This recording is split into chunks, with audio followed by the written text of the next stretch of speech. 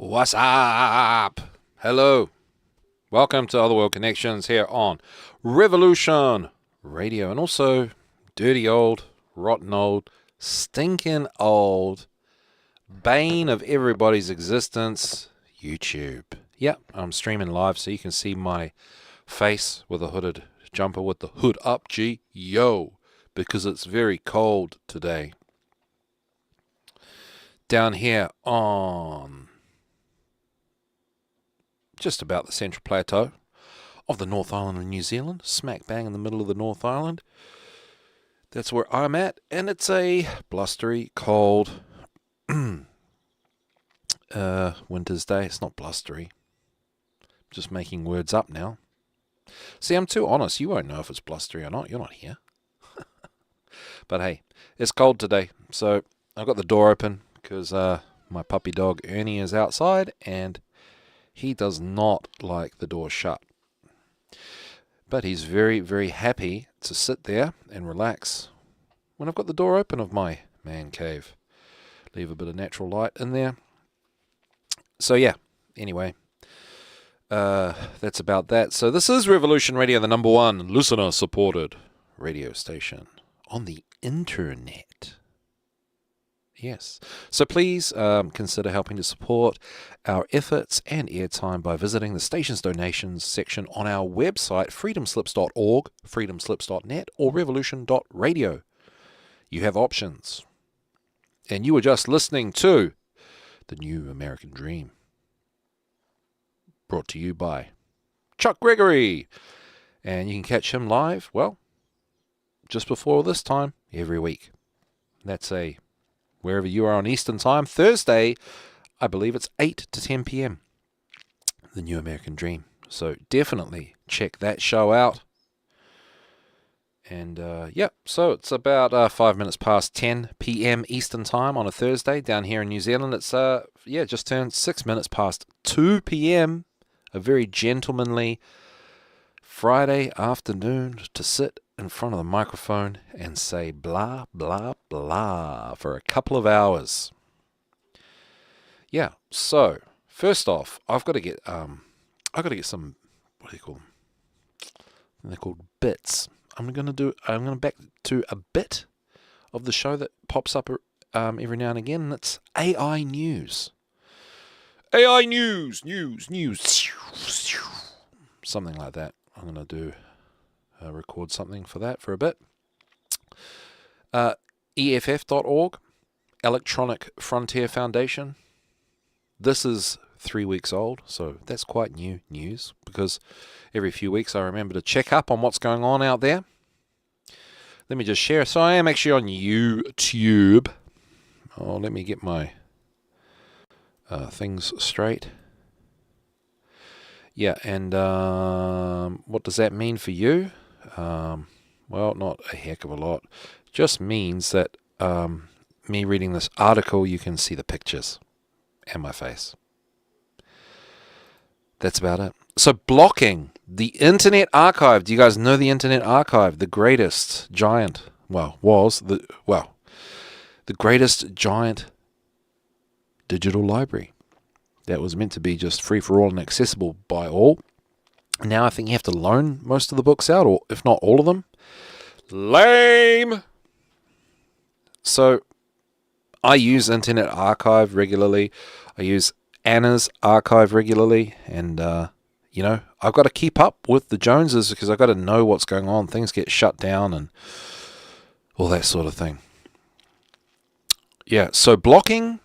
So here's the latest news. Blocking the Internet Archive will not stop AI, but it will erase the web's historical record.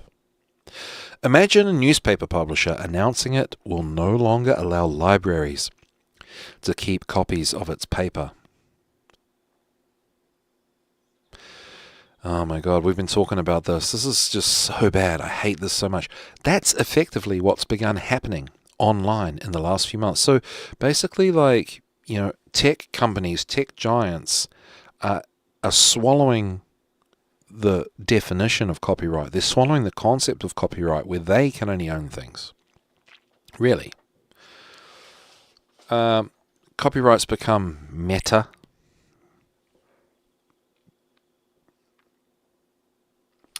My producer Julia might have a thing or two to say about copyright. She works a little bit with it in her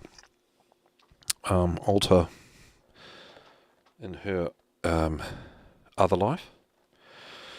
But so this is what's effectively begun happening online in the last few months. The Internet Archive has preserved newspapers since it went online in the mid-1990s. Well, that's a lot of information, important information to preserve since the 1990s, if there were any papers telling the truth. The archive's mission is to preserve the web and make it accessible to the public. To that end, the organization operates the Wayback Machine. You know it, I know it. We've all heard of the Wayback Machine, which now contains more than 1 trillion archived web pages. So cool. And is used daily by journalists, researchers, and courts. But in recent months, the New York Times began blocking the archive from crawling its website using technical measures that go beyond the web's traditional robots.txt rules. That risks cutting off a record that historians and journalists have relied on for decades. Other newspapers, including The Guardian, seem to be funny. The Guardian and the New York Times tag teaming on this. So The Guardian seems to be following suit. For nearly 3 decades, historians, journalists, and the public have relied on the Internet Archive to preserve news sites as they appeared online. I just got to step in and I say this could be like a good thing in the sense that, like, do you really want to go back to find some like New York Times articles or Guardian articles? Do you get what I'm saying? And I think this might be where, like,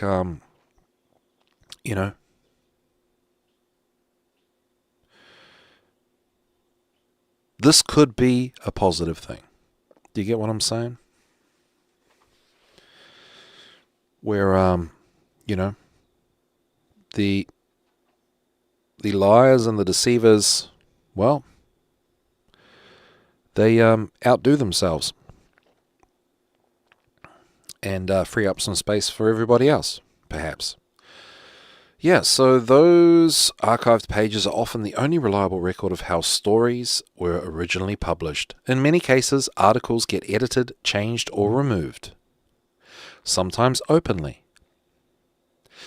Sometimes not. The Internet Archive becomes the only source for seeing those changes. When major publishers block the archive's crawlers, that historical record starts to disappear. The Times says the move is driven by concerns about AI companies scraping news content. Interesting. Publishers seek control over how their work is used, and several, including the Times, are now suing AI companies over whether training models on copyrighted material violates the law. I'm just drinking near the mic, so you could probably hear every little nuance of that. There's a strong case that such training is fair use. So AI and tech companies are basically maintaining and pushing boundaries of what real rights are really, and we're all kind of left without any, especially around like copyright. You hear stories of people making music and then getting copyright infringements because they might create stuff on other things and then they put the music on, and then it's just, it's just stupid. It's just stupid. Whatever the outcome of those lawsuits, blocking non-profit archivists is the wrong response. Thank you, EFF. They are preserving a record of our history. Turning off that preservation in an effort to control AI access could essentially torch decades of historical documentation over a fight that libraries like the archive didn't start and didn't ask for. Controlling AI access, is that really what's happening here? I don't know, but I will say I do recommend everybody uses AI just to get familiar with how it operates and how it speaks and the language it uses. I'm really surprised that so many people aren't picking up on what is actually AI and what's not. listening to other podcasts and stuff, and people talking about how amazing AI is and how you can't tell the difference. Bro, you can. What is wrong with you? Are you kidding me? So many people are, oh my God, AI is so convincing. No, it's not. It's not. But you need to know your enemy. So you need to go and have a look. Like, honestly, like, guys, like, oh my God. See, you can see that if you look at my website and stuff, you see I use AI for thumbnails. Yeah, again, like I've said this a million times before, better off learning to paint, learning to draw, and I get it done quicker and better. And the better you get at painting, the better you get at drawing, the quicker you can get it done, right? But yeah, what I'm saying is, like, I've kind of resorted to just reprinting old thumbnails for this, just to, like, I am rushing through to get here at the computer, but so the thumbnail today was just a picture of the moon, an AI image of the moon, and that's just me reducing my command prompts down to something. Just give me something I can use, you piece of shit. And these things are, and I'm telling you, I was paying for this Leonardo AI, and as soon as I stopped my subscription, well, I lost access, even though you should have free access, and then they gave me my free access back, and I can only use something that's deprecated now. And what I'm saying is, if you get involved with AI, then you can see kind of the aspects of it that are really kind of metaphysical, not for lack of a better term, but really like Inception, like really kind of deep. And what is really deep about these things is actually just it's sort of recording and observing and documenting of you and your behaviors and your actions and responding to it in the background. And you won't figure that out unless you use it. You won't see that that's the nefarious aspect of it, which is really not the AI itself. It's the agent, the agentical aspect. I'm making up big words because I don't know any, folks. So yeah, like, it's the agents behind, it's the things, the mechanisms pulling the string of the AI, these agents and whatever's beyond that. Really, the technocratic, systems that are being used. Like, those are the things that are bad. And so you'll see a bit about that, but like the actual AI stuff is just dumb. And I know people are so amazing. Well, okay, like, I am a little bit biting the hand that feeds. Well, I am biting the hand that feeds because it's given me a lot of thumbnails and inspiration to do my own art. And so now I'm doing my own drawings and my own paintings, and I actually can thank AI for that. But you got to keep your head on your shoulders, right, to make that ethical decision or that holistic decision to bring your own power back to yourself. AI also helped me with grammar, a lot with grammar, helped me a lot, because you start to notice when you use AI for writing or as an editor, obviously it wants to take over and do all the writing for you, and then you read it and you're like, that is fake and gay, I didn't write that. And who uses these adjectives? And to be honest, I wouldn't have been able to tell you what an adjective is. Like, the term quiet is an adjective. I didn't know it was what you'd call an adjective. I got the point of where you'd put quiet in a sentence and stuff like that. But AI uses whack. That's a professional term. Whack. It uses whack adjectives. Like the most wackest adjectives. Everything's like a quiet moment. A quiet revolution is happening, and it's just, oh my gosh, it's just cringe. And people are just using AI verbatim, and they're not even writing, they're just going, AI, just write this thing about this for me, great, boom, boom, boom, boom, boom. Because to actually make an income and to succeed as a social media loser, you have to just go boom, boom, boom, boom, boom, boom, boom, boom, boom. And in the boom, boom, boom, it has to be something kind of edgy, controversial, attention-seeking, divisive, part of a dialectic, and, red or blue or what have you. And, and then you should do all right. Man, I'm just really shocked how many people aren't aware of how much of stuff is AI. And that's not because AI is smart, it's because you're dumb. Sorry. It's because you're stupid. And I'm not talking to you, the person listening. I'm saying it like collectively with you guys, like those people, right? Those people. I'm just venting. So yeah, man, AI not that cool. I strongly recommend using AI just to know your enemy, and so you can see who. Also, like, people sending emails. Oh, that pissed me off. Oh, when customer service people make a mistake with me, and like I'm just like, oh hey, being kind of like polite and chill about it. Hey, I think you forgot this thing. Can you give me an update on that? And then they give me an AI response because they don't want to just admit that they messed up and that they're sorry. And you'll see also that AI is extremely antagonistic, and I do think this is a psyop. That where AI is really getting used quite heavily is in customer service, like communications, and AI is replacing.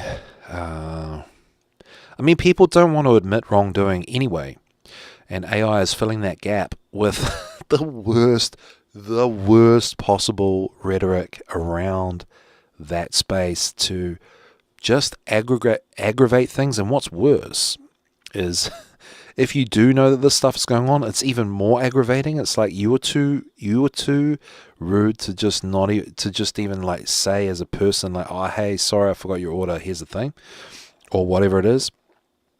So yeah, and I know all this just from using AI, and I think AI is a piece of crap. Okay, so yeah. You got to bite the hand that feeds. You got to use it, and this whole use it or you're going to get left behind, it is true. But you're not going to get left behind. You're going to get swept up in it and not be aware of how dehumanized your surroundings are, especially, well, of course, really only online. And how much of our lives are spent online. A lot of our lives are spent online, and whatever parts online kind of feel human between person to person and email back and forth, those are disappearing. So you do need to use AI so you don't get duped, so you don't get fooled, so you don't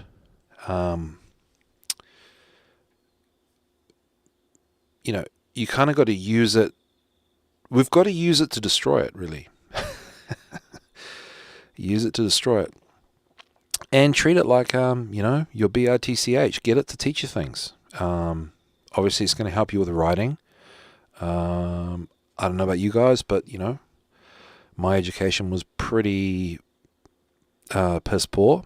So I think all of ours was. And,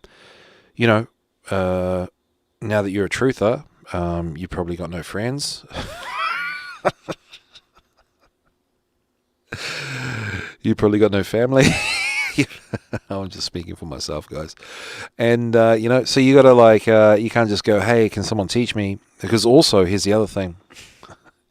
You can't actually find a human teacher. So you kind of got to use, and what I mean by that is you're now getting everyone's a teacher because they're using AI to teach you. Hey, here's the secrets to do this, that, and the other thing.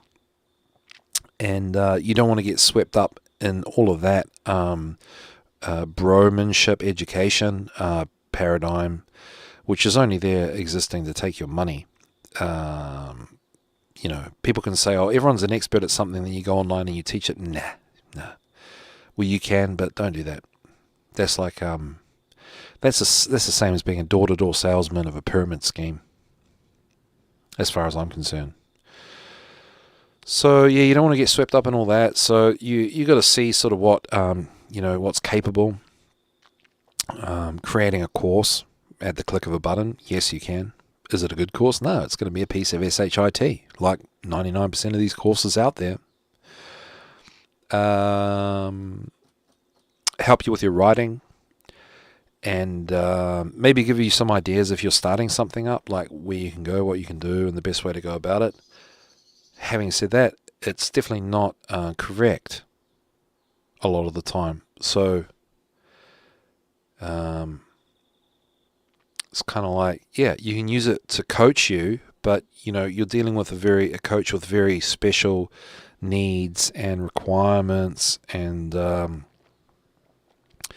yeah, they're just not, it's like, thanks for helping, but you're not very good at it, but I appreciate the help, because where else am I going to get help from? So let's go back. Let's go back to this article. Archiving and search are legal. So making material searchable is a well-established fair use. Courts have recognized it. It's often impossible to build a searchable index without making copies of the underlying material. That's why when Google copied entire books in order to make a searchable database, courts rightly recognized it as a clear fair use. The copying served a transformative purpose, enabling discovery, research, and new insights about creative works. The Internet Archive operates on the same principle, just as physical libraries preserve newspapers for future readers. The archive preserves the web's historical record. Researchers and journalists rely on it every day, according to archive staff. Wikipedia alone links to more than 2.6 million news articles preserved at the archive, spanning 249 languages. And that's only one example. Countless bloggers, researchers, and reporters depend on the archive as a stable, authoritative record of what was published online.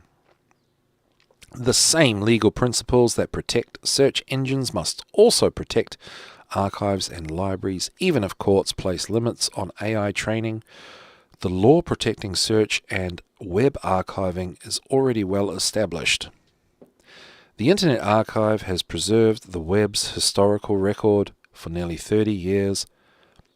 If major publishers begin blocking that mission, future researchers may find that huge portions of that historical record have simply vanished. So the book burning before the books are gone, and then now there's like digital book burning.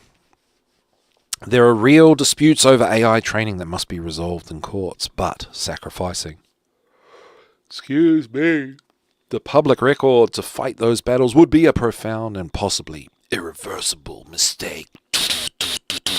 Yeah, so there you go. There you go, dude. And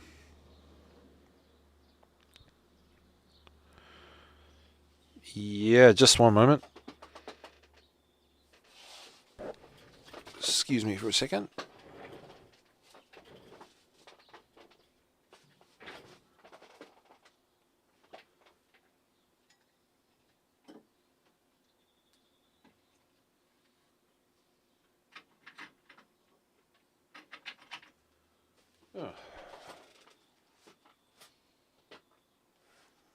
I just lost something, but that's all right.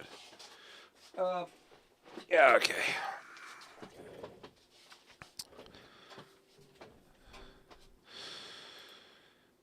All right.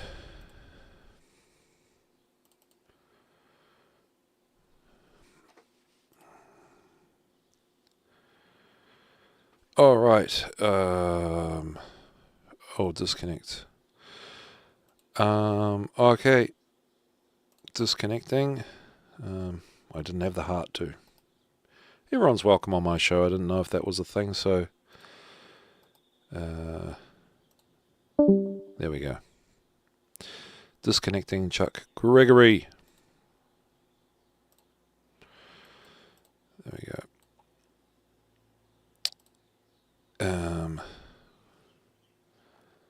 That was an old request. Okay, done. Apologies, everybody. Alrighty. Okay, so that was the AI update news. Okay, AI bit done. And so for my next little bit, we had my producer come here with a seat, but then she left, so that's okay. I'm still going to do this Where are we? Come on, Gino. Sort it out. Get the flow going. Get the flow going, dude. All right. We are putting this here. The Quadrivium. Have you heard of the Trivium? Well, now we've got the Quadrivium. So my producer and I, Julia is my wife, we've been talking about the Quadrivium and the Trivium a lot. We do hear a lot of hoo-ha about it.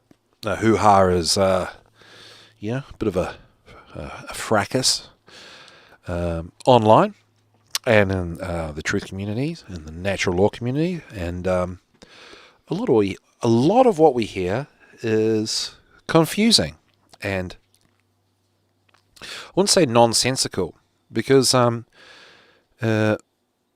we look at the Trivium as really the way, and this is the reason I'm bringing it up is to practice talking about this, because I think there's some stuff in the Trivium and the Quadrivium that is, what people should know, but it's a lot simpler than what it's being made out to be. If we think it like people as computers, and what we see is like information, so what we read, that's information, that's what comes in through our eyes or ears into our brain, that's the input. And then there's like the processing of it using our logic to, figure it out, and that's like the processing, and the processing is kind of like the learning or the understanding of it, and then, or the knowing of it, and then we can then use it and put it back out. So it's input, processing, and output, which is knowledge, logic, and rhetoric. The rhetoric is what we say. And I think people go way overboard with the whole idea of the Trivium. I think it's just a strategy to make people sound smart, or smarter than they actually are. Because also I think and this is where I talk with Julia a lot, when people focus on these things, I tend to oversimplify them, and I think, well, kind of everything's a Trivium. Like if your brain works well enough and you have eyes and ears, then everything's a Trivium, because you just learn through experience. You see something and then you know that it happened, and then you can talk about it, and that's the Trivium in process. But there is more to it than that. And I do actually have my producer here sitting next to me, so I'm just going to keep talking and she can interrupt me. She's not going to be on camera. And she can just spit into the mic if she likes. I might lean it over like that. I would have got you a mic if I knew that this was happening. But, sorry to jump in here like this. Yeah. But what have I missed from just saying that? When, like, say if I just be devil's advocate and Gino, the simple human being that's like, well, isn't everything just a Trivium? Isn't it enough to just know that that's how it works for us? Information comes to us, it goes into our brain, and that becomes what we know, and then we speak it, and that's kind of the Trivium process. And when people say, oh, you have to use the Trivium, aren't we just kind of using the Trivium by default? What do you reckon on that? You don't have to have the exact answer, but that's always my default devil's advocate challenge to the Triviumites out there, that basically a lot of them, in my opinion, claim to be just so much better than everybody, when really it's this concept that's been obfuscated and is what makes us all dumb. And it's kind of like saying, hey, everybody, I've got like the, I got the new cryptocurrency before you did, and I'm so much cooler than you. So what do you reckon? What you just described is the esoteric part of the Trivium. It's like the Trivium. Sorry, exoteric? No, esoteric. Esoteric. Yes. Oh, I thought it was probably the exoteric. No, this is like the way you just described the Trivium is like how the. Okay, so the Trivium itself, it's this. It's the free. They are the free liberal arts of the study of language, and so it's grammar, logic, and rhetoric.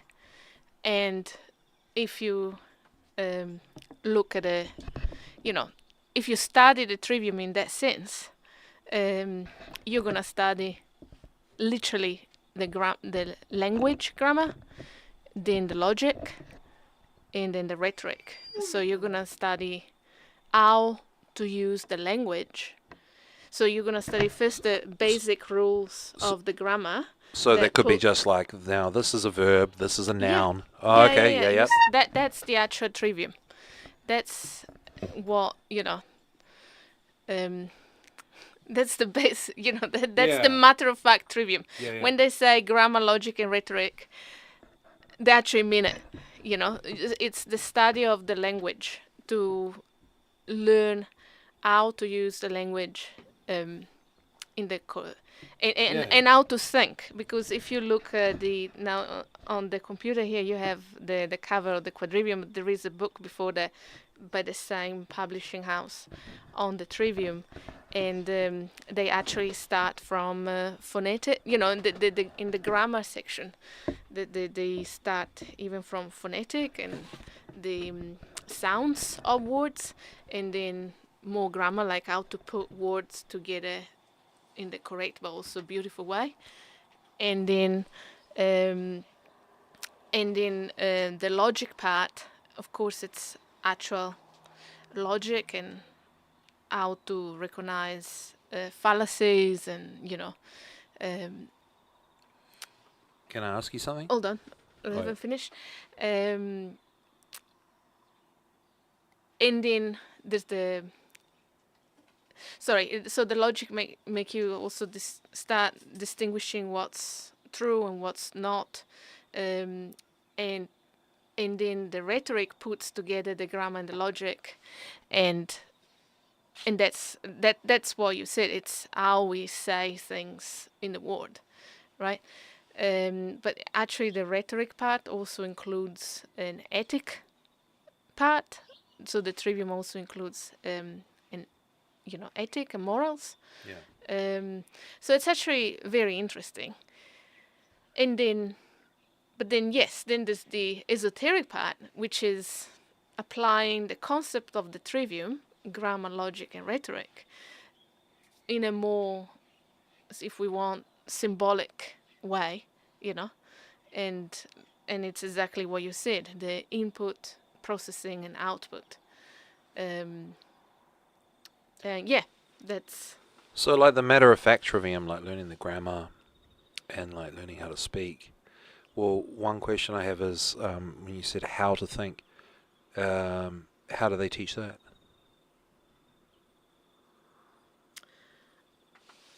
You don't have to know. It was just a no. question I that actually came up. don't know how it would be taught in a school setting, in a classroom Yeah. setting. But if you just read, so there's okay, I can't say I've. Well, no, I read the Trivium book of this publishing house, and I've read part of another Trivium book written by oh God, now I'll never remember the name. Miriam. Oh, I would have to check. I can't remember now the name. But that book, she was a university professor, and so she approaches the trivium. She go like these people here goes into the nitty gritty of you could use their book as sort of like a school book if you want to. Her books is more, it goes into that, true, but it also gives a lot of more bigger pictures, broader concepts and stuff. But they're both really good, and you could use those two books to teach a young person, for instance. Yeah. So yeah, like One thing I've learned from this is that that part of my skepticism and my kind of it was kind of like an anxiety around it. Like when I look at this stuff, it just kind of makes me see what I didn't get taught when I should have got taught it. yeah, that's exactly it. Yes, same. Because as Italian, we've done a lot of grammar at school. Like at least in my school years, I did a lot of grammars. But I may have done half an hour of logic in all my school career, and definitely we've never done rhetoric. Like, I know that in schools like here in New Zealand or UK, probably in US too, you do have like some debating teams classes, right? But that's only one part of rhetoric, and that's also interesting how they teach rhetoric at schools, because it's all about who's gonna win, right? Who can explain better their subjects, and it's completely detached whether it's true or not true. And but anyway, I didn't do any of that. We did a lot, yeah, sure, they taught us how to write an essay, that kind of stuff. But also the beauty of the trivium and also the quadrivium is how the subjects are all interconnected to each other, and like this, the way. Now I'm not gonna do a good job at describing how they teach it because I haven't studied the books and that, but it's all interrelated, interconnected. So you see that it Starts to show natural law. Yes, yeah, exactly.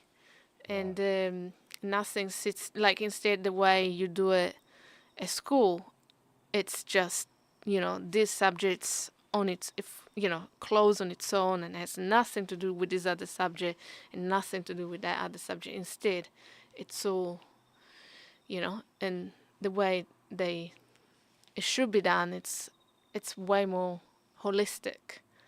And yeah, it's like they say, the trivium is and the quadrivium are tools to are your tools to discover the truth. That's something you keep hearing, but above all, I think it's the way you can activate your brain in a balanced way, and start using the brain in an holistic way, not just all rational, all woo-woo, but That is the best explanation of it I've ever heard. My next question is, does my sort of lack of clear understanding of the trivium, quadrivium, does that probably correspond to my lack of trivium style education when I was younger? Probably. probably, but also I think the word trivium, especially the trivium word itself, is used so much in certain circles that you don't actually. And I think the people who use it, I mean, most people would have not even opened one of these books. They only know it as the method to, just learn information, and then you have to have, process and put it out there. But they actually don't realize that it's actually a practical trivium to learn, that if you learn it when you are young, it would really open your mind and like really elevate the way you think. And it's even hard for me to imagine. You can, of course, we can learn it now, but it's, imagine if you actually learn this when you were 14, 15. Yeah. Yeah. I wish I learned it when I was 14, and I also wish I wanted to learn it. Yeah, well, that's also, yeah. Yeah, the quadrivium was a bit of a even more surprising than the trivium, because okay, what they do in this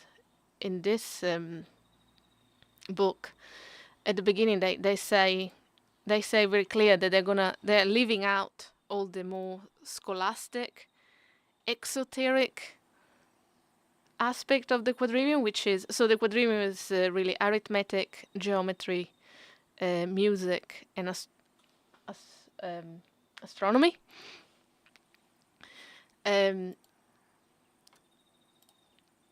But it's you're not gonna find the normal math in this book. What you find, it's numerology, symbology, a lot of correlations on it's all about numbers in a more esoteric way. It's way more.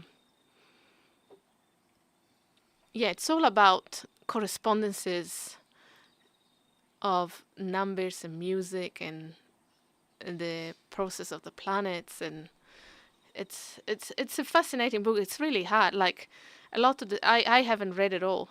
Well, let's introduce the But book. yes, a lot of the things too hard for me to understand. But it's interesting to know. Yeah, but what is the book? Because a lot of people are listening, not watching. We haven't introduced the Oh, book. I'm sorry. Yes. Do you want to introduce the book? The book is called Quadrivium, the 4 classical liberal arts of number, geometry, music, and cosmology. By a bunch of people, I guess. Yes. Published in 2010 by Wooden Books, Glastonbury, Bloomsbury Publishers. Okay, doesn't say the authors, but there are a bunch of contributors by the looks of it. Keith Critchlow, Miranda Lundy, Dowd Sutton, Anthony Ashton, Jason Martineau. Yeah. All right. Sorry, here you go. No, it's. I don't know what you want to. What do you want me to say? What do you want me to do? No, you don't have to say anything. That's No. this is where we got up to. And I'm just, the Quadrivium. So Quadrivium is really the trivium applied to the 4 liberal arts, which is why they call it Yes. So sort of like an extension of... because the trivium is the 3 classical liberal arts of language, and then the quadrivium is the 4 classic liberal arts of, as you said, number really. So relating to numbers in space. number. Time, So numbers, time and space, and exactly. Yeah. another famous thing that Trivium and Quadrivium ites Yes. online like to mention, and it kind of... Yeah, but yeah. It sounds smart, but, they're not actually explaining how you are, where it's like the point of it, where it's trying to just illustrate the correspondences between all knowledge and our place in terms of interacting with that knowledge, right? Yeah, I guess. Yeah. Yes. If you bring up the introduction page, maybe. So you guys can check it on YouTube if you want. It's just the book, digital book, and then my face. So, yeah. So we'll go down to the forward, is it? Yeah, keep going. Here it is. Yeah, All these studies offer a safe and reliable ladder to reach the simultaneous values of the true, the good, and the beautiful. This in turn leads to the essential, harmonious value of wholeness. Yeah, I thought that put it quite nicely, and Oh, here. yeah. Read this. Yeah. Okay, I'll read it. The trivium of language is structured on the cardinal and objective values of truth, beauty, and goodness. Its 3 subjects are grammar, that ensures the good structure of language; logic, for finding truth; and rhetoric, for the beautiful use of language in expressing truth. The quadrivium arises out of the most revered of all subjects available to the human mind, number. The first of these disciplines we call arithmetic. The second is geometry, or the order of space as number in space. The third is harmony, for which Plato meant number in time.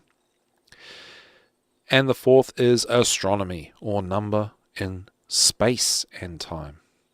There we go.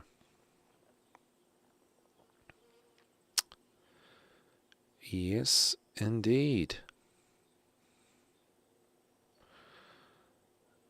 Arithmetic has 3 levels: the materially numbered, mathematician's number, and ideal or archetypal number, which would be more the esoteric.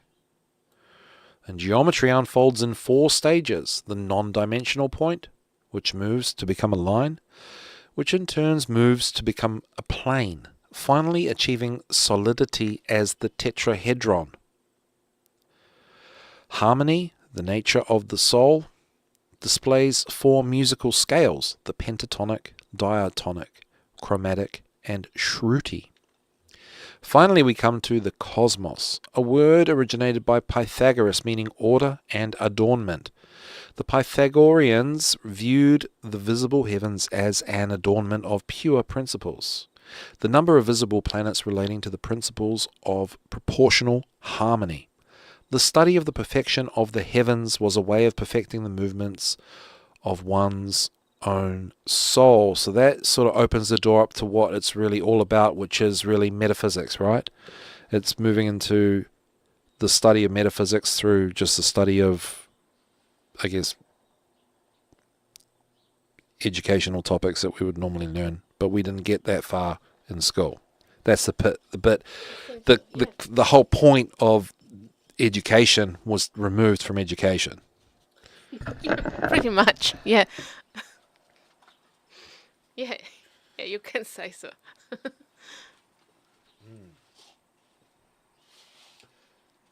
Yeah, school was pretty fake and gay, I gotta say.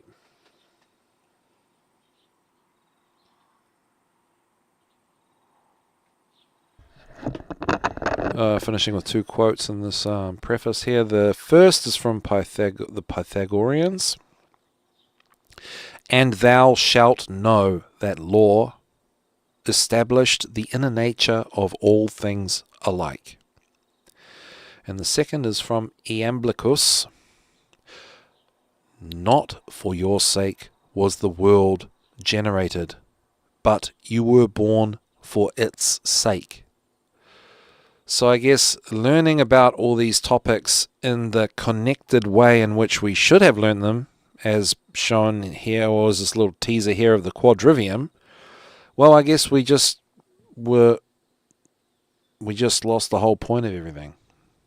The connectedness of life. Yeah. The law of correspondence and vibration, like the interconnectedness of everything. That was all taken out of our education. And it's compartmentalized is the word. I remember going to, it was obviously Catholic school, and it'd be like, oh, we've got religious education up next. And now off we go to science class and learn about the Big Bang and everything's atheistic. And yeah, talk about cognitive dissonance. Oh, yeah. So there we go. So this is the book, Quadrivium. Just something Julia and I like to talk about, to flesh it out. You know, besides it just being like, oh, it's very important. And, you know, I guess I get a little bit down looking at it because I think I wish I was taught this when I was taught things. And now I'm a bit older and I figured, you know, we've figured out natural law a little bit or enough for it to guide us in our life. And, you know, for me, it's probably discombobulated or whatever word you want to use based on my lack of education. But in a way, I feel like I'm not prepared to just go back and like do it all again, because life's also for living, which doesn't mean like I'm not saying that it's like, you know, not worth it. But I think this is a crucial topic for rejuvenating it into education in the appropriate age brackets. And that goes back to why I do the secret kindergarten for kids. And then for young kids, it's a different story, right? Play is the teacher, play is the, and there's a dodecahedron there, which is... There's a little chapter on the dodecahedron and the other Platonic. Oh, well, the dodecahedron is the mascot of the secret kindergarten, and which started it all. If it's only little, should we go to it? Yeah. Okay. I think you can search the document because it's a bit I can't remember the page. Of course you can't.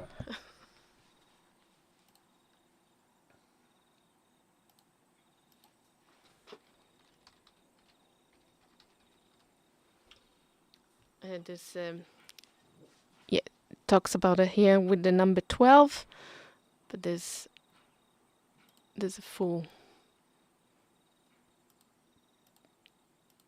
There it is. All right. Okay, dodecahedron.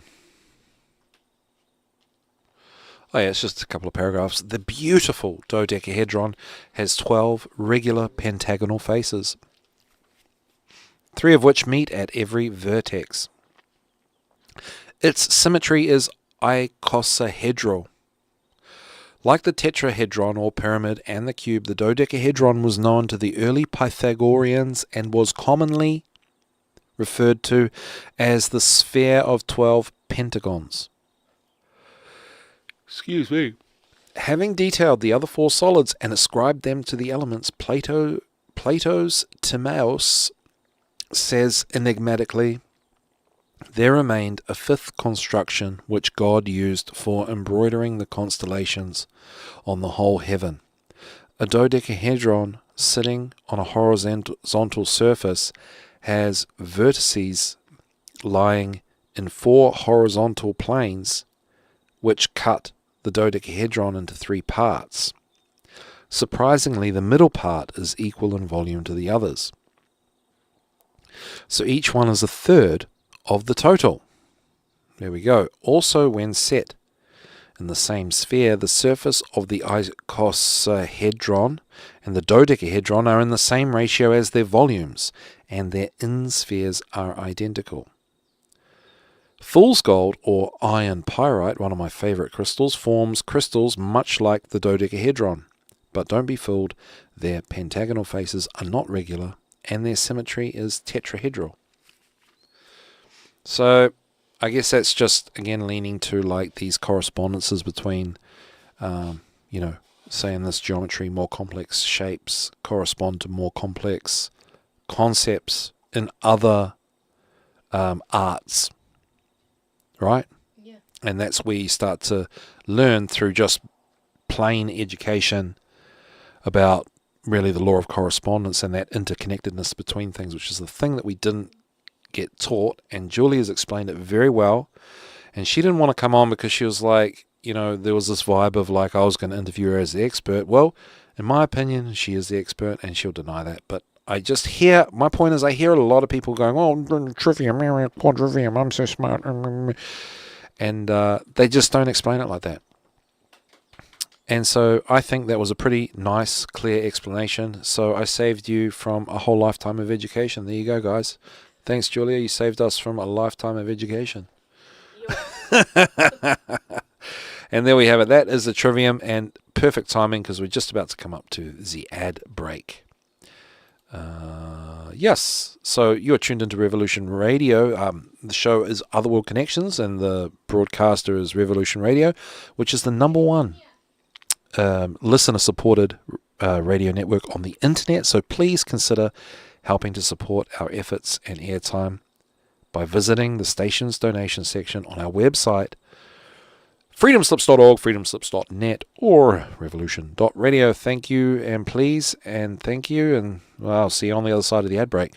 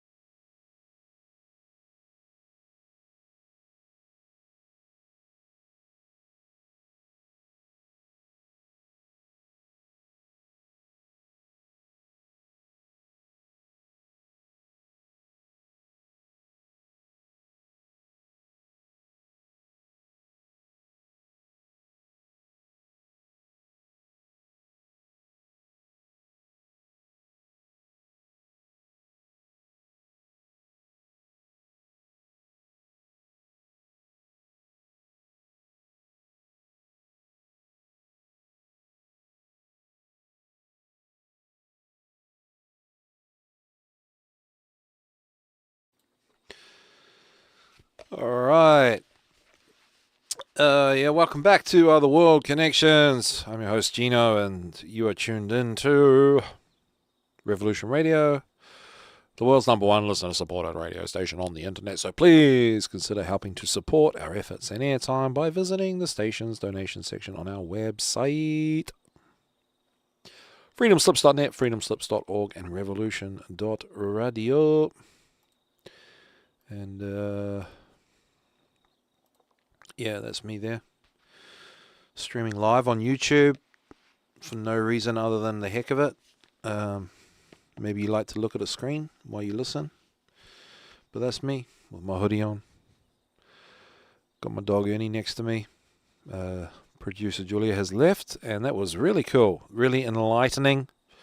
So yeah, I hope that gives you some information on the Trivium and Quadrivium is, just sort of in a nutshell, because I just really do feel like people complexify it. People make it more harder to understand than it needs to be. Yeah, so we got, so it's 5 minutes past 3 p.m. on a Friday down here on the Central Plateau of the North Island of New Zealand. And for you, it's 5 minutes past 11, possibly, Eastern Time on a Thursday night. I hope you are enjoying your evening. Here it's starting to warm up a little bit, weirdly. What else have I got to say? Not really much else. Yeah, so we're going to The Way of the Dream, MArie Loiuse Von Franz. Going to pick up where we left off. I love this documentary. And we're 3.5 hours in to a 10-hour documentary, guys. Documentary series. But this publication of it, I don't know where they changed the tapes. It looks like a cassette tape burnt back onto digital. I haven't seen where the tape edit is. It seems to be one continuous flow of Jungian dream analysis, documentary goodness. So let's do it. Bring this up here. Bring that there. Biddy-dee-da.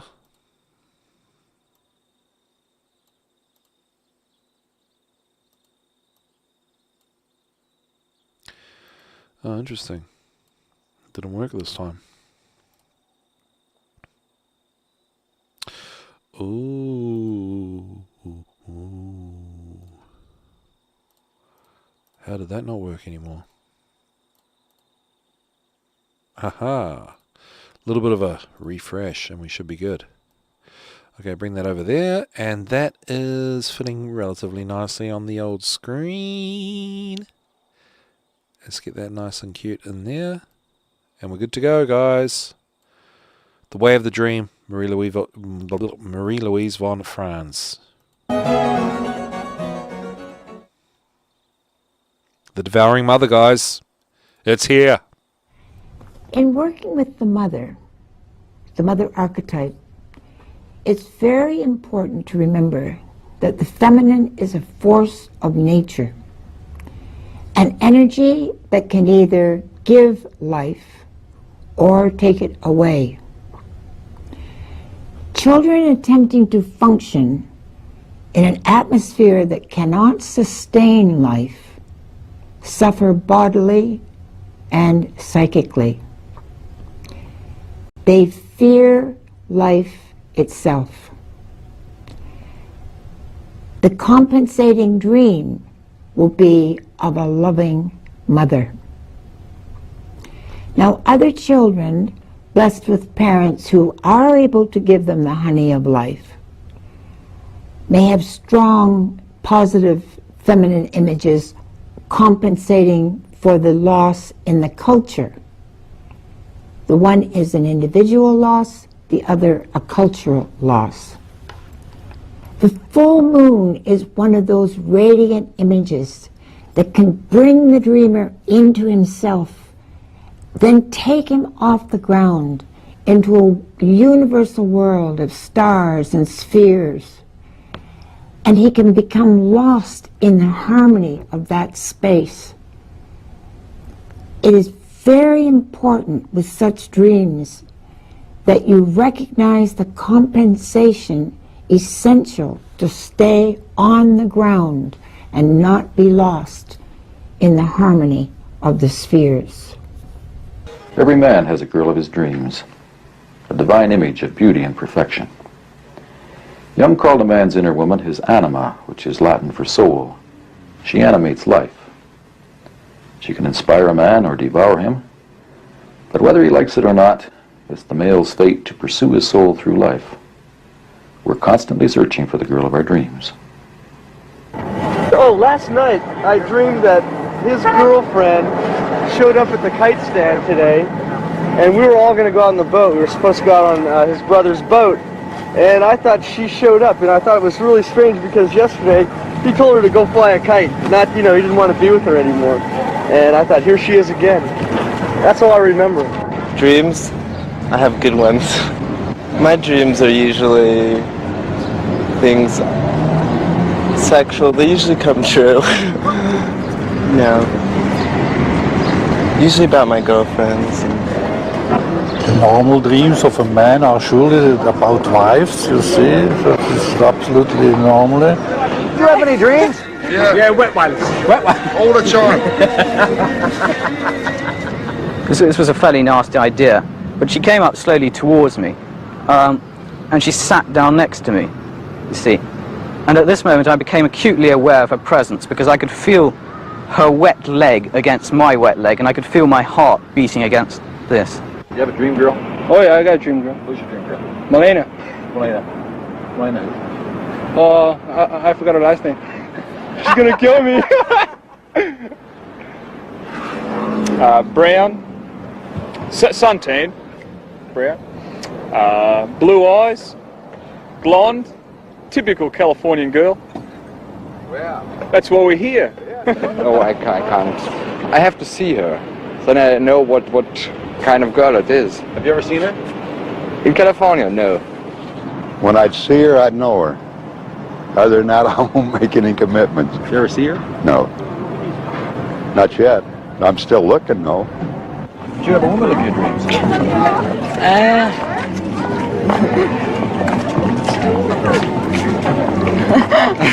I'm not sorry. The girl in my dream I'm married to.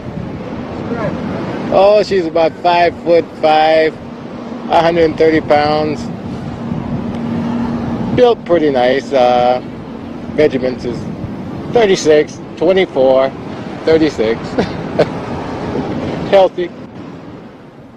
I was walking along a city street in the rain, mid-afternoon, with a friend. I don't know who the friend was, except that it was a man. We looked up, and to the left, to our left, was an empty window, dark.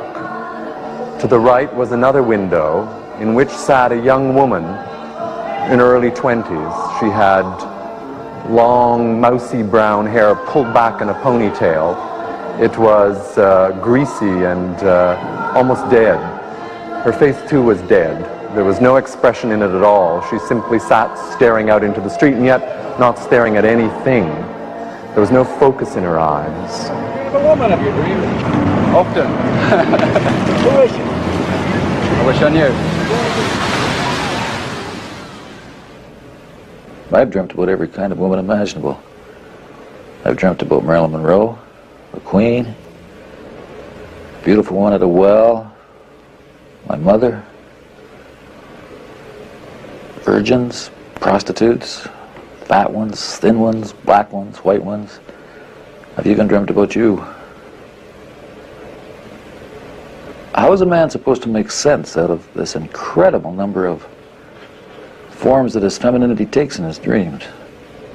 The anima has many stages and embraces a great range of psychological facts. Jung once divided it in four: Eve, Helena, Mary, and Sophia, the wisdom of God. Eve would be the biological woman, and when she appears as an anima, she would be the biological sex, the physical attraction, motherhood, the image of the ordinary attractive female. Helena is on a higher stage. She would represent the hetaira, as the Greeks, for instance, developed a type of their form of geishas, the hetaira, cultivated women with whom one had not only a sexual adventure, but with whom one exchanged poetry and philosophical conversations, where the man had also a spiritual companion in the woman, a companionship, together with romantic sex. The next stage is the anima figure of in Christianity of the Virgin Mary, which is the highest form of spirituality, but a bit one-sidedly too high up. The Virgin Mary is lacking the dark Eve side of woman, the earthy side of woman. So it is a bit a too lofty ideal. And when the Church abolished the Cour d'Amour, they forced the knights to worship the Virgin Mary instead. And at the same time they began the witch hunting. That means the dark side, the shadow side, or the more biological and wilder, the more natural side of the anima is too much excluded from the ideal of the Virgin Mary. And therefore the fourth stage is the wisdom of God is, as Jung smilingly quoted, is a come down, because wisdom is not most virtuous spirituality. It is closer to life. It would be when a man knows how to love women and knows how to relate to women, but having wisdom at the same time, the wisdom which protects him from their devouring side.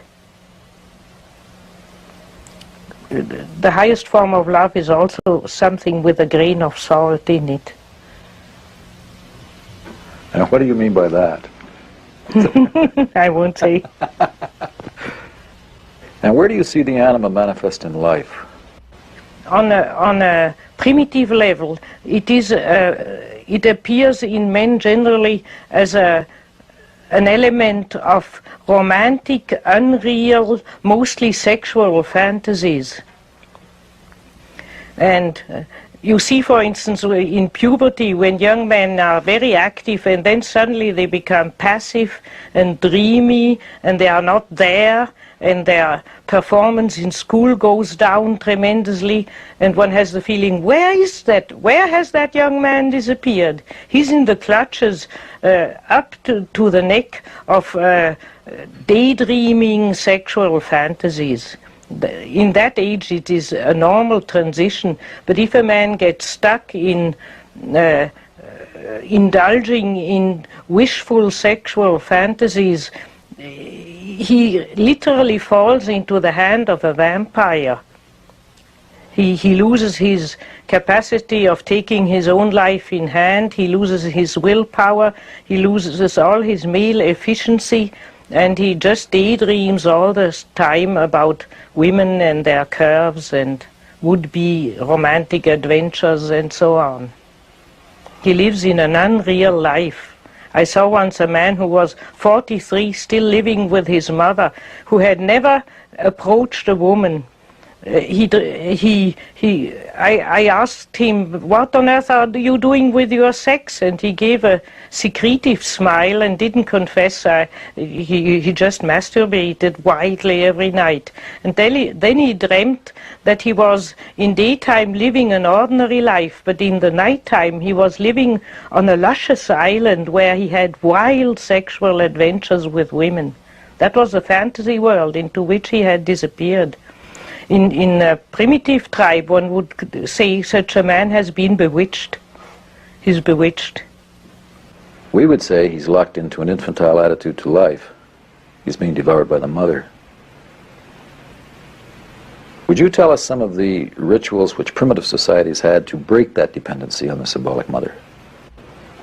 All the big transitions in life are in all societies have been accompanied by so-called what Genep calls rite de passage, rites of transition, to make a ritual to help people to make the step over the threshold. Now, the most famous one, which has been studied mostly by ethnologists, is the ritual of initiation, where the young men are initiated into the secrets of the tribal law and into the secrets of sexuality. And they have to leave mother and their home. They are secluded in the bush. They are symbolically devoured by a maternal monster. They are reborn. They have to generally stand a lot of tortures. They are sometimes also homosexually assaulted by the older men with the idea of injecting them masculinity. And then they are generally at the same time instructed with the secret law of the tribe and the religious traditions. And if somebody, and a young man has undergone all this ritual of transition, then he is afterwards a full member of the tribe, he's a man. And many tribes call the ones who are afraid, who are for some other reason not initiated, they say, he's not initiated, he's an animal. Meaning he has remained completely unconscious, he has remained in an unconscious animal conditions. He has not really made the step to being human. Are there any societies where there is no rite of passage, where men remain in that state of dependency on the mother, where they stay animals? Well, we have not many sociological matriarchies, but I read once a book about a South American Indian tribe where there was actually sociological, not religious, but sociological matriarchy. And there, the women were happy, fat whores, ordering the men about, and the men were lean, submissive, nervous creatures who were planting the fields and doing the work for the women, kind of porters' figures. And positively wealth, the world of the drives, sexuality, earthly happiness was blossoming. And negatively, there was no spirit whatsoever. A world of total stupidity, so to speak. Of only living.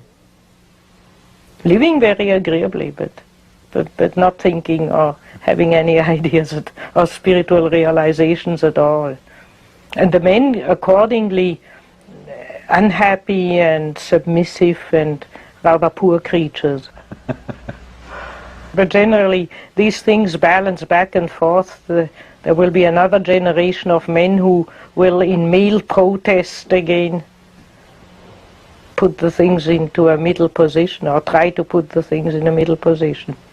It seems to be, the ideal seems to be not that either the men dominate or the women dominate, but that there is a kind of equal relationship, a balance of opposites. And this demon woman, this devouring mother, how does she come together in a man's unconscious in the first place? The devouring mother on the personal level would be the fact that many women who are over-caring for their children try to keep them back from life. It begins by being anxious. Don't do that, it's dangerous. Don't do that, it's dangerous. Don't go to play out with the boys. You could fall and wound, or you get hit over the head. And by trying to keep the children too much in their clutches, and then we speak of devouring mothers. And such mothers also have trouble when their sons and daughters begin to date girls or boys. They say, I'm very much wishing that you married, and I'm very glad, but that girl you bring home now, no, that is not the right girl for you, or that's not the right boy for you. So they keep the children in their clutches, but that is only the foreground of a woman who has exaggerated her maternal protective qualities. There is also an archetypal background. When a man idealizes a woman and projects his anima onto her, he gives her tremendous power. Why is it dangerous for a woman to identify with that projection? Or like Marilyn Monroe, to become the love goddess and live out his desires? Because, as we know from the life history of Marilyn Monroe, she did not live her own life. She acted all the time the anima of men. Generally, there are women, and that is ultimately due to the power drive. When women discover that if they are beautiful, they can exert a magic power over men, then they take to acting all the time the anima. We are even in our jargon sometimes talking about anima women. Those are women who find out how to act the anima to men. And because this is not love but pure power drive, it is destructive to the men and to themselves. Because it's using the guise of love for worldly power. Such women want to rule the men, they want the men to be all at their feet, and then they naturally are unhappy because they don't feel loved. I remember when I was young, sometimes when a man projected his anima onto me and was pursuing me and giving me presents and so on, I had the distinct feeling, but that fellow doesn't know me at all. He's chasing an image. I wanted to look back. Who is he chasing? It's not me. Me as a human being he doesn't see. And so if a woman falls into the trap of acting out the anima, she can exert a tremendous power over men. But at the same time, inwardly, she's frustrated because those men love her image, they don't love her. So she's really very lonely underneath. And that's what caught up with poor Marilyn Monroe. And does this woman who's playing the anima, does she just fulfill the man's needs? Anything he wants, she does, or how does it work? It works as long as it is an adventure or a love affair. Then she fills out his needs. But when he has to live with her, if he marries her and has to live with her in everyday life, then comes the trouble. She will play the anima to all the other men as well, and he'll not like that. And secondly, he'll suddenly discover that underneath that beautiful mask, there is no human being. There's no warmth. There's no possibility of a human relationship. So to marry an anima figure is most disappointing. And that these women who play that are called by the French femme fatale, women who ruin men. If a man has this mother complex, then how does he experience women in real life? If a man has a too close tie to his mother, then he, especially a positive one, then he tends to idealize women. He sees in every woman the Beatrice of Dante, so to speak, or the Virgin Mary. And then such men cannot approach women again with their lower parts, with sexually and in ordinary human life. Or they have a split anima situation. They admire a very unapproachable, lofty, beautiful girl from afar and satisfy their sexual desires with prostitutes and cannot bring the two ends together. They cannot put the princess and the bitch together, so to speak, in their psyche. And that is generally due to a too close tie to the mother in the man. He has to free himself from the mother. That's why, for instance, in one of the famous examples of such a princess in the tower, Rapunzel, she's imprisoned by a witch. It's the mother figure behind the scene, which brings forth the constellation. And then both lovers cannot meet on earth. And only when Rapunzel has come down on earth and he has erred around in the desert in misery and pain, can they finally meet.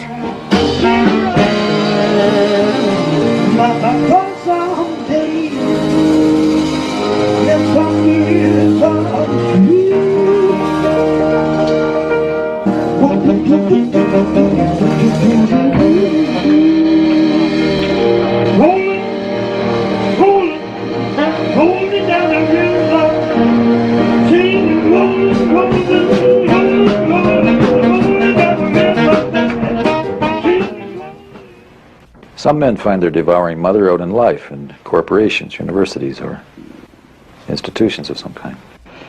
I think one element of the devouring mother archetype is what one could call inertia. All big institutions have the tendency towards a certain inertia. They are not flexible. And therefore they are, so to speak, material blocks, situations which are just so. And as far as men have a mother complex, they feel, well, the universities are even called, were in the past called alma mater, the benevolent mother. And we see that whenever you have an institution, people tend to be infantile and to suck that institution for money, to ask for loads and stipendia, and to use them as benevolent mothers. And so the mother can easily be, the devouring mother can be easily projected onto a plant or a big organization or an institute or a university. They have even feminine names, and if in former times when one represented them, one represented the alma mater as a fat woman, and America is still represented by a fat woman holding up, at least she's holding up a light, that's making it a bit better. But is there a light on top of that fat old woman? Everywhere I look, I see the principle of mother-relatedness is breaking down. The institutions that once contained us, the church, family, marriage, even the economy, no longer provides that security. Where do you see the light? Well, I would say through the panicky feeling of the danger of a nuclear war. For instance, you see that people, and through the suddenly realizing the problem of pollution, there has been a basic change in many, mainly the young people, but also I think already my generations was fully aware of that we will have to basically change our way of life in some way. There is still a lot of quarreling and discussing how and why and in what form and so on. But I think everybody agrees we have to find some way of peacefully live together and not destroy each other by a nuclear war. We have to deal differently with nature than we have done up till now, and we have to change our too rational mode of life.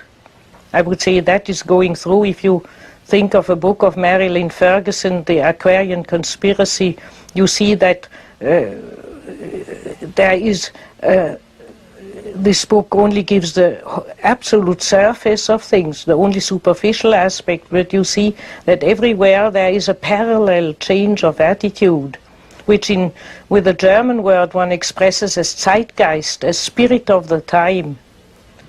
In history this is well known. For instance, if you look at the art of the 13th century as compared to the Renaissance art, you see how much the spirit of the time has changed in those few hundred years.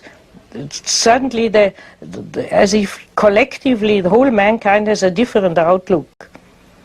In the medieval art, everything is concentrated on the divine. There's no perspective, there's practically no landscape, there's no representation of animals, trees and worldly things. And then in the Renaissance, suddenly this switch to discovering nature, the human body, the perspective of space and of space, the different building.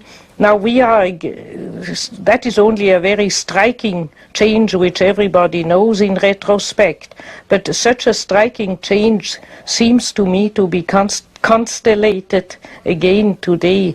And that's why naturally keenly interested intellectual people cannot avoid asking the question, what is the change of our time? What is our situation?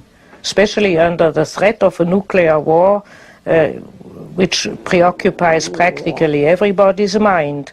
There is a kind of desperate look at the sky. What does it mean to? How could we change? What is coming? What is ahead of time? This kind of anxiety is everywhere. We are still living in an age, or at the end of an age, where the opposites, Jupiter and Saturn, good and evil, spirit and instinctual physical drive, are in great opposition. We are torn apart by opposites, which in political terms would amount to any minute having a war. You have even on one side of the Iron Curtain an anti-Christian principle ruling, and on the other side officially still a Christian outlook ruling. So the Iron Curtain is dividing Jupiter and Saturn, so to speak. That's only the earthly image of what is happening on a much deeper level in the human psyche of every individual.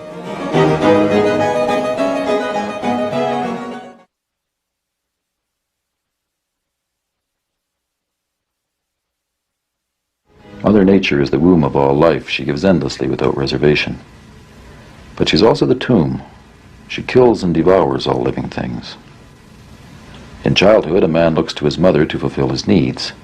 But on entering adulthood, he puts behind those childhood expectations. The passage isn't easy, and many men get stuck. They remain eternal sons, locked in a state of dependency on the mother. The passage rite is called Slaying the Dragon. No. Please. No. No.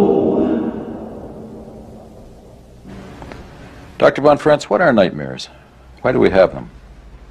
Well, nightmares are really, you could say, most substantially vital, important dreams. They wake you up with a cry, and they are the electroshock nature uses on us when nature wants to wake us up. The word nightmare comes from mare, and the idea was that an evil ghost in form of a black horse or so on was riding you in the night, and then you woke up with a cry and woke up completely exhausted. The waking up point of a dream means the bang with which the unconscious says, now that is it, now attend to that. And so the nightmare is really shock therapy. It wants to shock us out of a deep unconscious sleepiness about some dangerous situation. When we have nightmares, it means we are in a psychological danger of some sort and much too sleepy and unaware about it. And then we have a nightmare to wake us up. The nightmare has a characteristic of a certain urgency, as if the unconscious would say, look here, that problem is urgent. For instance, they are naturally the incubus or succubus, that means the male partner attacking a woman in the dream or vice versa, shows the sexual problem is urgent, has to be attended to, has to be made conscious. One cannot just push it aside and pretend it doesn't exist. We filmed a dream that presents precisely that problem. The anima is very seductive, but she's very dangerous. Well, this was a most unusual dream in my way of thinking, because it brought me in contact and also to realize that certainly within the mind there exists most certainly a vampire, or vampires as such, but certainly they do exist in the mind, let's say. And the dream began very strangely when out of the rain and darkness appears this very beautiful Brazilian lady and she had a woolen, it may have been a very dark green woolen coat down to her ankles, very thick and heavy, and her hair was black and she was beautiful, and her hair and coat were wringing wet as a result of being out in the rain.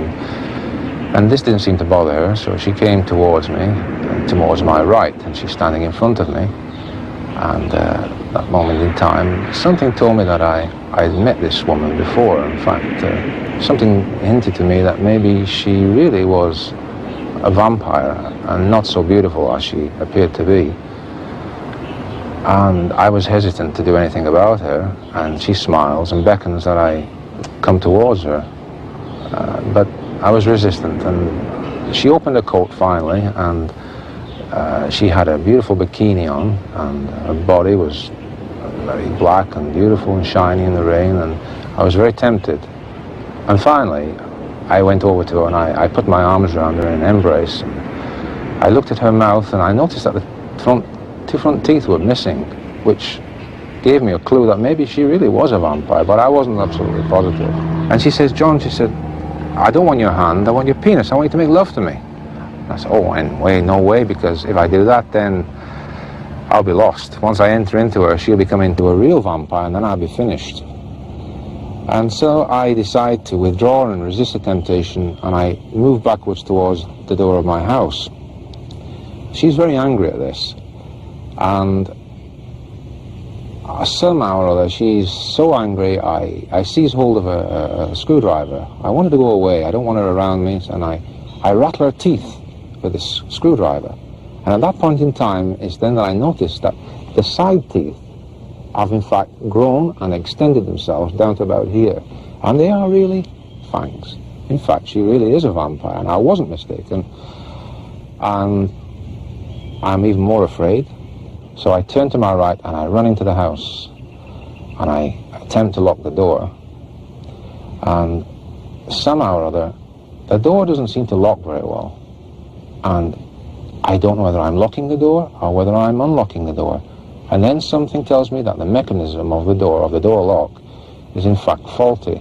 Then it suddenly occurs to me that no matter even if I lock the door, this vampire has the ability of transforming itself from whatever person to whatever position it wants to. So there's really no escape. The anima is the archetype of life, and it is, when the anima is negative, it is the impulse to dream about life and to make wishful fantasies about life instead of living life. And that's why vampires and Draculas and the creatures alike always suck one's blood. The blood is the emotional, active psyche in us, the affect psyche. And such people have no activity left, or no life activity left. They just sink into a passive, wishful dream. The dream tries to tell him it's a ghost which is haunting me, because actually he's haunted not by reality, he's haunted by a fantasy, which is draining his whole psychic energy. At the end of the dream, the man's unable to escape from the vampire that's going to suck the blood out of him. How would you interpret that? That is really the characteristic of most negative or split-off complexes. If we reject or split off some complex of our psyche, then it begins to sap our energy secretly, behind our back, so to speak. And then it turns slowly into what is aptly represented by the image of a vampire, something which attacks us in the night and sucks all our blood. People feel they don't know, they come into analysis and they say, I feel listless, I just feel tired, I just don't want to do anything, I wake up already in the morning depressed, nothing means anything to me anymore.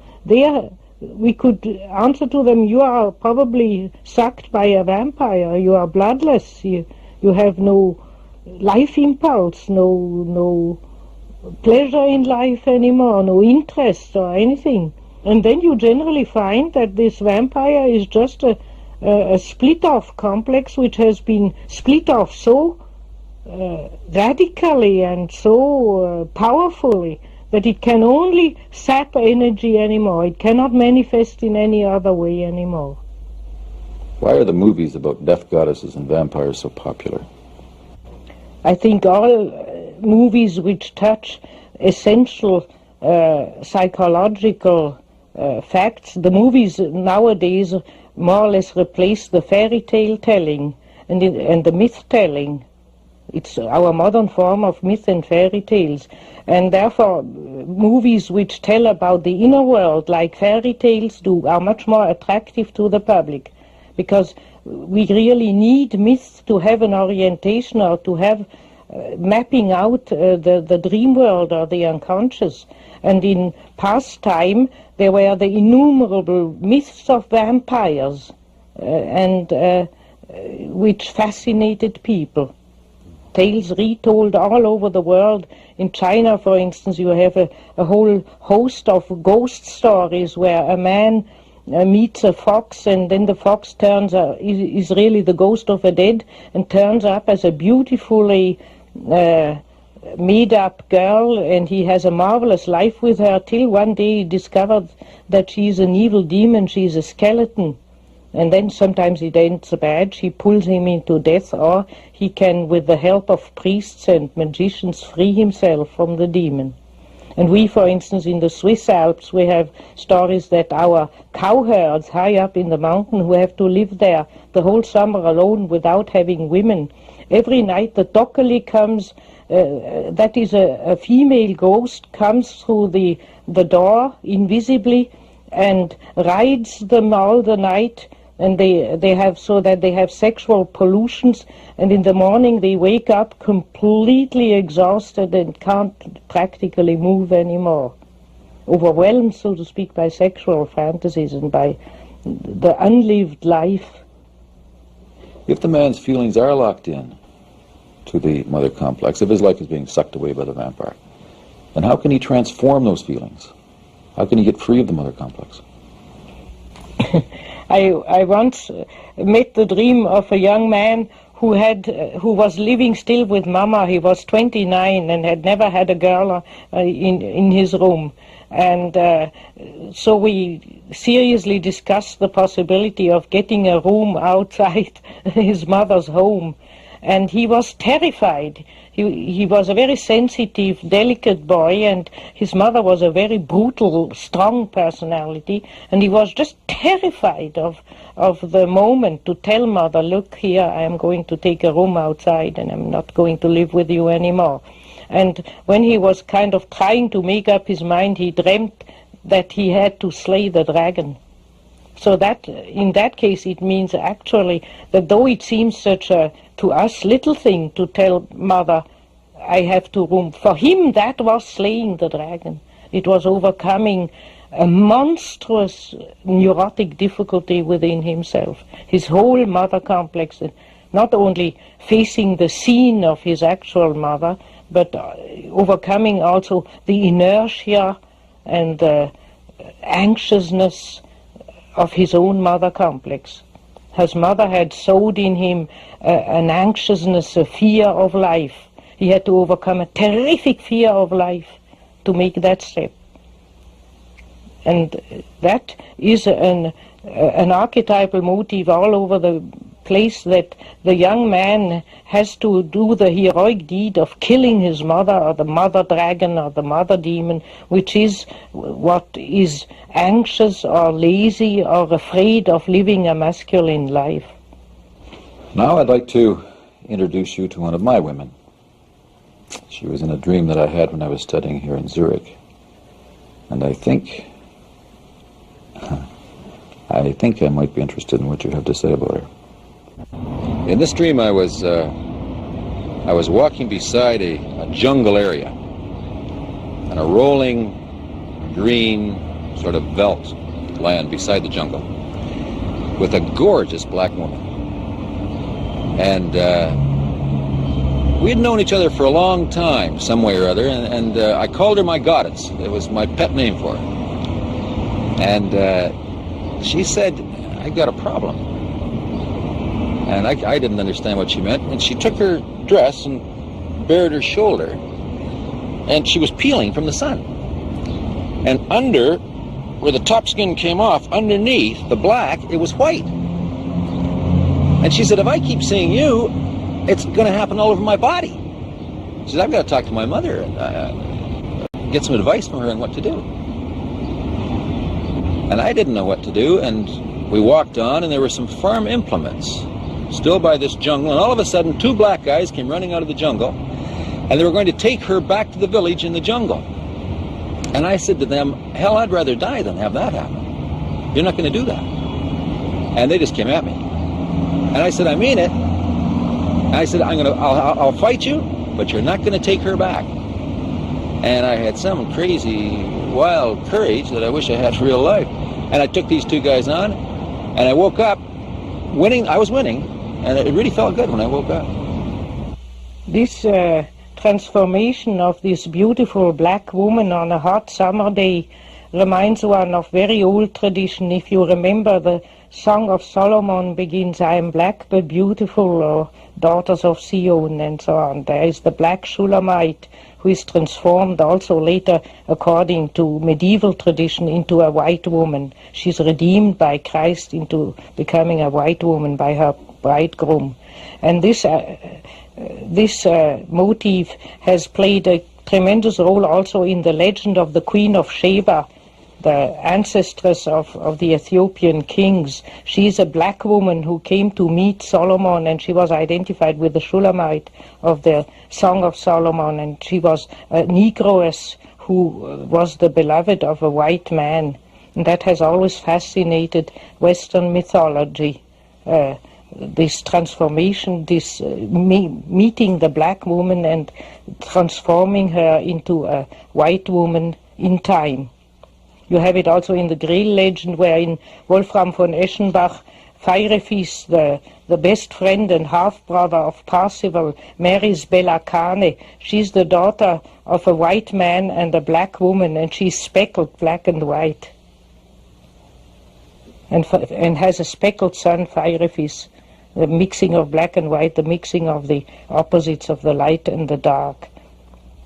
In alchemy, in alchemical tradition, also the transformation of the Shulamite or the Queen of Sheba plays a tremendous role. It's a big, one of the big recurring fantasies of the alchemists, that the first matter which they want to transform into gold is black, and is compared to a black woman which takes off her skin or black garment and then transforms into pure gold. And here she has a golden white skin. There is even the allusion to the gold, to this transformation.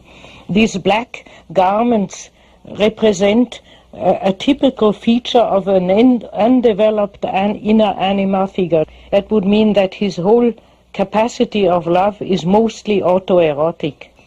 When a man has not developed his anima, his feminine side is generally very narcissistic. That's what women painfully feel, that when a man in love is meowing under her window like a tomcat in love, he really loves his own fantasy. He loves his own being in love. But there's a long way for him to learn to love her, and not enjoying his own being in love. And if you read in literature a young man, when he generally discovers the experience of love, it's mostly a completely autoerotic fantasy, out of which he has, through a painful development, learned to love the woman not as the object of his romantic fantasies, but as a human partner. What does this inner transformation mean in terms of the man's relationship to an actual woman in outer life? The peeling of the black anima and their transformation in a white golden anima is the transformation of the loving capacities of a man, of a transformation of his eros, from a primitive autoerotic fantasy into a true human capacity for love. As soon as this transformation takes place, he then is attacked by primitives who want to keep the woman, that she should remain black and stay with the blacks in a black village. So there is a strong primitive tendency to relapse again into the old attitude, but the dreamer can successfully fight it off. What happens if the man's feelings are not transformed?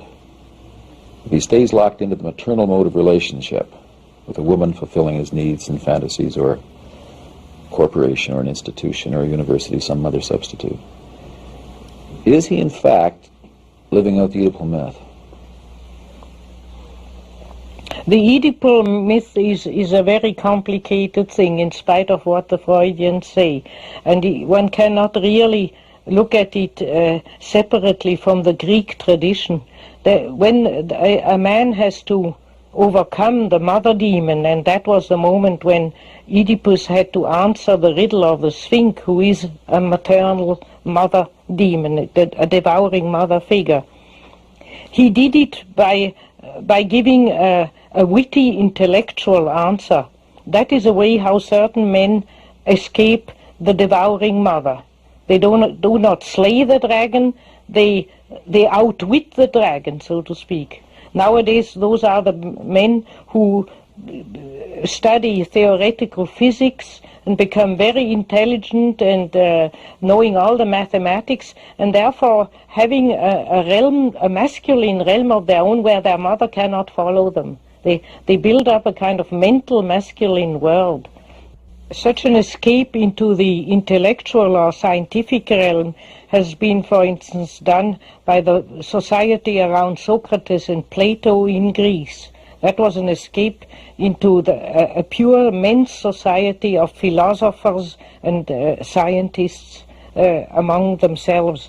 And we know that they were mostly homosexual, or that Socrates didn't get on with his wife Xantippe at all, had a very unhappy marriage. In other words, the problem of the feminine and the getting away from the mother is only seemingly achieved. There must be another round in the battle with the Great Mother.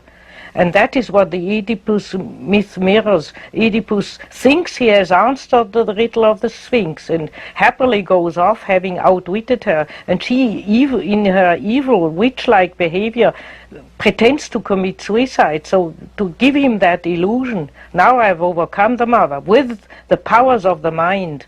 And he just runs into marrying his own mother, with all the tragedy and the divine punishment which befalls him on account of that. So this myth shows that the masculine intellectual overcoming of the devouring powers of the unconscious is not enough. It has to be done by the way one lives, not by the way one thinks. Just as it wouldn't help the young man who has to take a room for himself to understand that he has a mother complex and that all his neurotic symptoms comes from his mother tie. He has to actually take the other room and stand the battle. If he takes the other room, does he have to understand why he's doing it? Yes, certainly. Otherwise, at the next occasion, when he runs out of money, he moves back to Mama again. Perhaps he finds a disagreeable landlady in his first room, so he moves back home again. He has to understand why he does it, and that it is vitally essential for him, that it is not just a technical change in his life. Alrighty, that's all we got time for here on Otherworld Connections. Some young Jungian way of the dream, MArie Loiuse Von Franz. Yeah, talking about the devouring mother archetype. Yes. Okay. Thanks for tuning in. Much love, everyone. Hope you're doing well out there. And stick around for, it's the round table coming up. Free for all. So jump on in and have a chat with Nick's Court, I believe, and possibly Sergeant Miller. Take care, everyone. Bye.